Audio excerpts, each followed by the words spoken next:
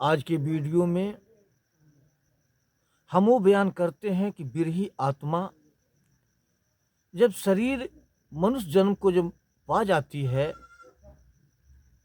तो इस जन्म को सफल बनाने के लिए और क्या मांगती है, जिसका विवरण इस प्रकार है।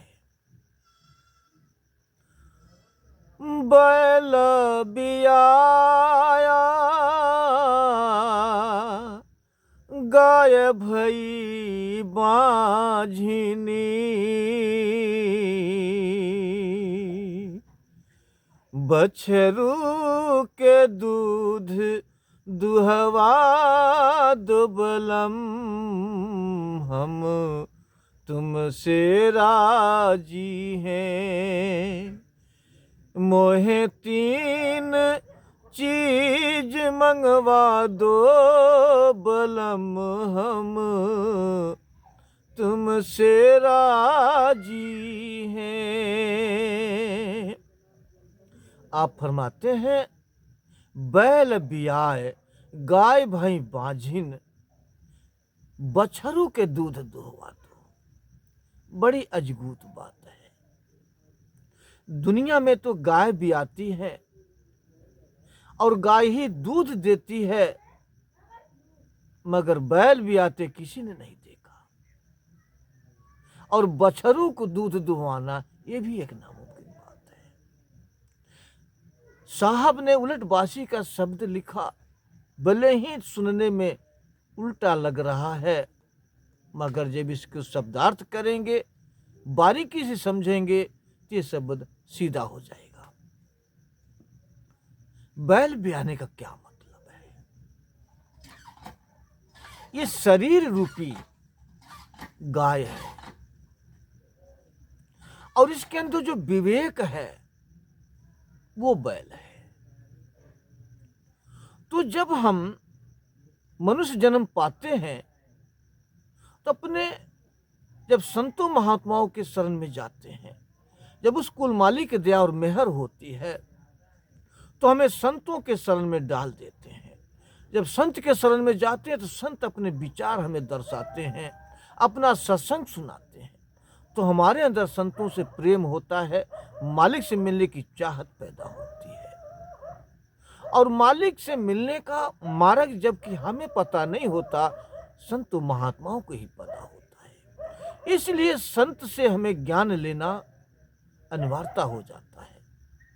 हमें संतों को गुरु बनाना और अपने आप को शिष्य बन करके संतों की सेवा करना, ये हमारा मानव धर्म है। और यही मानव धर्म पूरा करने के लिए साहब लिखते हैं कि बैल बियाए गाय भई बाझिन। यानी कि हम जब संत के शरण में जाते हैं तो सतगुरु अपना ज्ञान हमें देते हैं। तो ज्ञान जो है वो गुरु है, ज्ञान रूपी बैल। और जब उस ज्ञान रूपी बैल ने जब हमें ज्ञान दिया, यानी अपने अंदर से ज्ञान को निकालकर हमारे तक पहुंचा दिया, बाहर निकाल दिया, वो ज्ञान रूपी बछरू है। तो ज्ञान रूपी बैल भी आया, क्या उपदेश दिया, ज्ञान दिया, मालिक तक पहुंचाने का ज्ञान और बुद्धि विचार नियम बताए, जुक्ति बताया, उस नाम से को लखाया, उस अमृत से जोड़ने का एक साधन दिया, एक तरीका बताया, जुक्ति बताया और समझाया। तो गुरु रूपी बैल यानी ज्ञान रूपी बैल भी आया कि हमको ज्ञान दिया। इस शरीर में शरीर रूपी गाय के अंदर जो आत्मा ये रूप है, इसने ज्ञान लिया गुरु से। तो शरीर तो अज्ञानता है, शरीर के अंदर अपना खुद का अस्तित्व नहीं खुद कर सके जब तक इसे आत्मा का आदेश न हो, आत्मा का ज्ञान न लगे, तब तक शरीर कार्यशील नहीं होती। इसलिए गाय को कहा कि गाय नहीं ज्ञान देती, ज्ञान देता है गुरु। शरीर रूपी गाय जो ज्ञान नहीं देती, ज्ञान देता है तो गुरु देता है। अब जब हमें ज्ञान मिल गया, सदगुरु जब मिलते हैं तो जो भी हमारे अंदर के तरंग होते हैं, सारे सवाल हम सदगुरु के सामने रखते हैं। और सतगुरु हमें हर सवालों का जवाब देकर हमारी आत्मा को शांति देते हैं, संबोधित करते हैं। जब हमारे अंदर संतोष हो जाता, सारे हमारे सवालों का जब सतगुरु जवाब दे देते, तो ज्ञान रूपी बछड़ू हमारे अंदर बैठ जाता है, एक गर्भ रह जाता है, बछड़ू हमारे अंदर आ जाता है और उसी ज्ञान के द्वारा हम अपने जीवन को यापन करने में लगाते हैं, उस युक्ति से पेश होते हैं। संत समाज में जाने पर उसी ज्ञान को जो जवाब दिए होते हैं गुरु, वो जवाब हमारे अंदर होते हैं, ज्ञान हमारे अंदर, ज्ञान के एक भंडार हो जाता है और उसी ज्ञान का दूध हम प्रतिदिन दूहते हैं। क्या दूध है? ज्ञान से जो ज्ञान का साधना करना, ज्ञान को प्रैक्टिकल में लाना, अपने ख्याल को 9 द्वारों समेट कर 10वें द्वार में एकाग्रता करना, उस शब्द धुन से जुड़ना, उस अमृत रस को पीना, ये दूध दुहना है।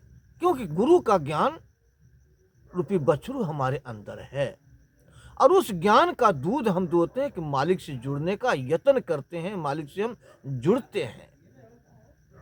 तो इस तरह से अपना जीवन को हम सार्थक बनाने के लिए अपने मानव जीवन में आकर सद्गुरु के ज्ञान के द्वारा अपना जीवन हम सार्थक बनाते हैं, जो कि हम जीवन मरण से मुक्त होने के मार्ग पर चलते हैं। ज्यों ज्यों अपने ख्याल को एकाग्रता में लाते हैं, उस धुन से जोड़ते हैं, उस अमृत को पीते हैं, त्यों तो हम मालिक के करीब होते जाते हैं। कोई अवसर, कोई दिन वो भी आता है कि हम उस कुल मालिक से जाकर मिलते हैं और वो कुल मालिक अपने चरणों में हमें स्वीकार कर लेते हैं, क्योंकि मालिक को वही गुण प्रसन्न, वही अच्छा लगता है, उसी गुण से प्रसन्न होते हैं कि जो मालिक कर रहे हैं उसे हम स्वीकार करें। शिष्य का मतलब यही है, आत्मा का मतलब यही है, हम उस कुल मालिक को अपनी चतुराई से, अपने गुण से, अपने बुद्धि से, विवेक से, अपने कारनामों से उसके नहीं रिझा नहीं सकते हम। वो कैसे रिझता है? जो वो कर रहा है उसके करने में हम राजी रहें, उसकी रजा में हम राजी रहें, तब मालिक स्वीकार करता है।